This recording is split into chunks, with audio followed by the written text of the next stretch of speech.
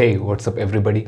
Welcome back to Saturday Updates. This is going to be the third video on Saturday Updates. Those who are looking for some physics content related to universe, you have really got to know something very interesting today, like exoplanets or discovery of exoplanets, and the technology involved in that, etc. I had a few questions in my mind which I tried to answer in this video. What are exoplanets? Or what are Earth-like planets? What are the properties of Earth-like planets? How do we find the Earth-like planets in the universe? What are the methods used in finding the Earth-like planets or the exoplanets? And most important, you may come to know many more terms related to this concept. These concepts are very interesting for me. If you have the capacity to imagine, you're so blessed. Let us jump into the video.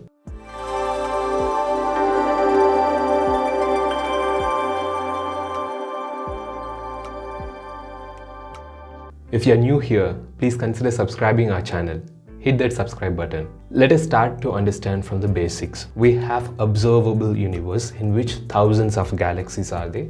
One of the galaxies is our Milky Way. We take the consideration of stars present in the galaxy to number the celestial objects present in a galaxy. In our galaxy, we have 250 billion stars to 500 billion stars. So one of the stars in our Milky Way galaxy is the Sun. So Sun has got 8 planets. The Sun is at the center and the 8 other planets are orbiting around the Sun.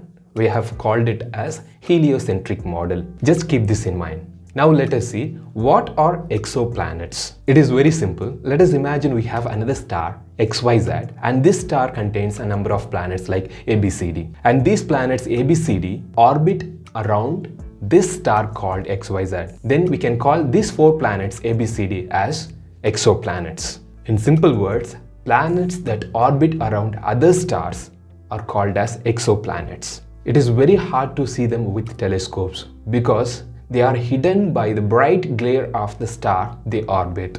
Then how do we look for the exoplanets among such a huge number of stars?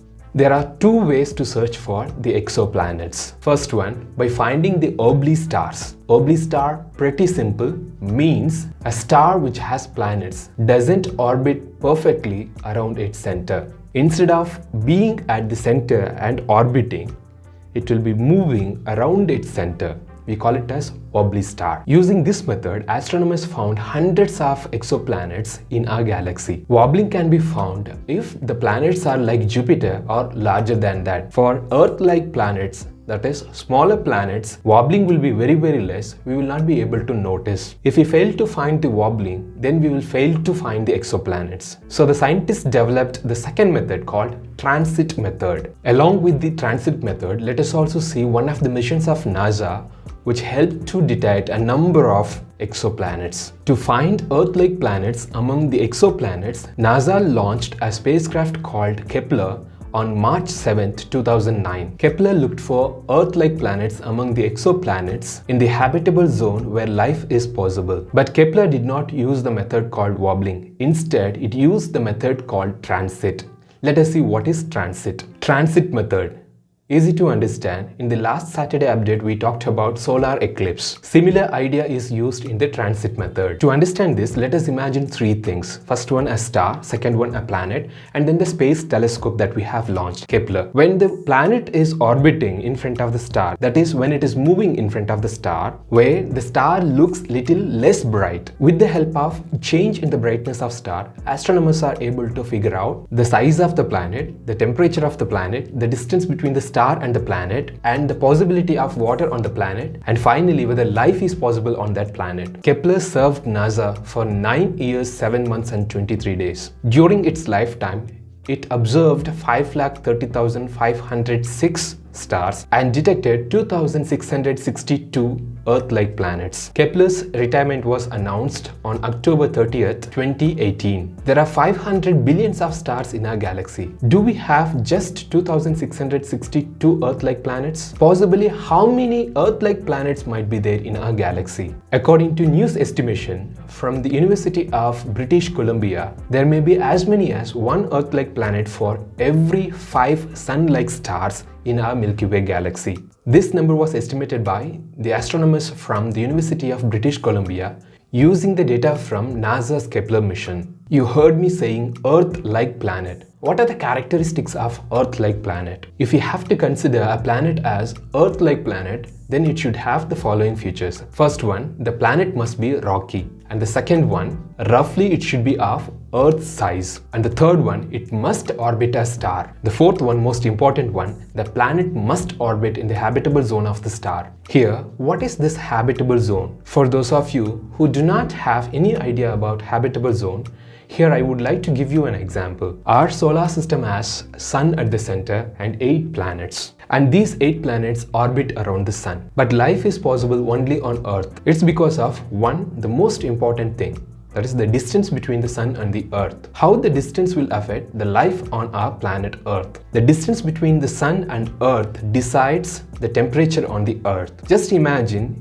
Earth in the place of Venus. The temperature will be so high. The temperature of Venus is 442 degrees Celsius to 467 degrees Celsius, in which life is not at all possible. In case if the Earth is at the place of Jupiter, then the temperature will be very less, because the temperature of Jupiter is minus 108 degrees Celsius to minus 161 degrees Celsius, in which life is not at all possible. So, the distance between the star and the planet decides whether life is possible or not. The distance between the Sun and the Earth makes it habitable. The temperature, because the temperature is most important. The average temperature of Earth is 14.9 degrees Celsius to 15 degrees Celsius. So, the distance between the star and the planet is most important for deciding whether life is possible on it or making it a habitable planet. If there is water and temperature is good enough, then life is possible on that planet. According to astronomers like Jimmy Matthews, our Milky Way galaxy has as many as 400 billion stars, with 7% of them being G-type.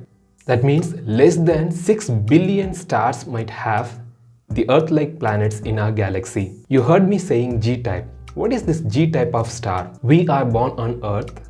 One day we die. Likewise in science, star is also born and it also dies. During its lifetime, it emits a different amount of energy.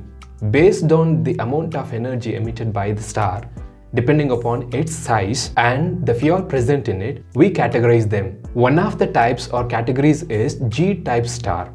G-type star is also called as a yellow dwarf or G-dwarf star. A star should have a few characteristics to be considered as G-type star. Let us see them. First one, the surface temperature of the star should be 5300 Kelvin to 6000 Kelvin. And the second one, luminosity class 5. Third one, solar masses between 0.85 to 1.15. The fourth one, most important one, converting element hydrogen to helium by means of thermonuclear fusion or nuclear fusion. We do have stars of G-type in our Milky Way galaxy. The first one, Alpha Centauri A, and the second one, Tau Ceti, and the third one, 51 Pegasi. These are few examples for the G-type star present in our galaxy. Our Milky Way galaxy contains approximately 250 billion to 500 billion stars. Do we just have 2662 Earth-like planets? The answer is not just 2662 Earth-like planets. The astronomers from the University of British Columbia hasn't sent any satellite or the space telescope into the sky.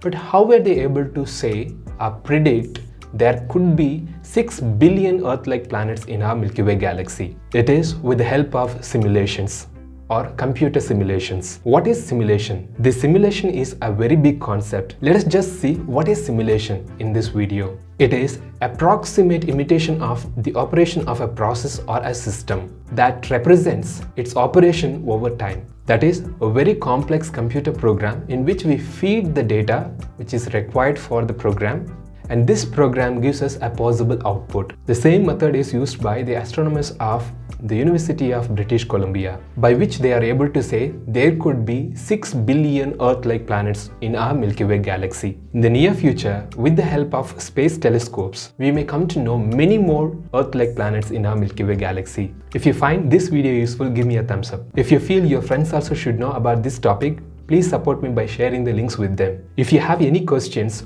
or if you want me to talk about any of the topics that you are interested in, leave them in the comments below. Thank you for watching. Love you all. See you in the next video. Bye-bye.